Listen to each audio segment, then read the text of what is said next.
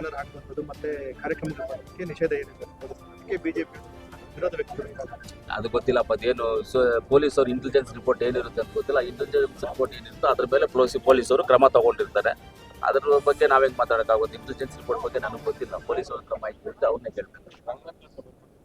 ಹೈಕೋರ್ಟಲ್ಲಿ ನಂದು ಆಗಿ ಸರ್ಕಾರಕ್ಕೆ ಕಳಿಸಿದ್ದಾರೆ. ಸರ್ಕಾರ ಏನ್ ಮಾಡ್ತದೆ ನೋಡೋಣ, ಅದು ಕಾದ್ಬಿಟ್ಟು ನೋಡೋಣ. ಮತ್ತೆ ಅವಕಾಶ ಕೊಟ್ಟಿದ್ದಾರೆ. ಹೌದು, ಅವಕಾಶ ಕೊಟ್ಟಿದ್ದಾರೆ, ನೋಡೋಣ. ಏನ್ ನಮ್ಮ ಲೀಗಲ್ ಟೀಮ್ನ ಏನ್ ಮಾತಾಡಿಲ್ಲ. ನೆನ್ನೆನೆ ಕಾಪಿ ಸಿಕ್ಕಿರೋದು, ಅದನ್ನ ನೋಡು ಇಲ್ಲ, ಅದನ್ನ ಓದು ಇಲ್ಲ. ಓದ್ಬಿಟ್ಮೇಲೆ ಅದ್ರ ಬಗ್ಗೆ ಏನಾದ್ರು ತೀರ್ಮಾನ ಮಾಡ್ತೀವಿ. ರಾಜಕೀಯವಾಗಿ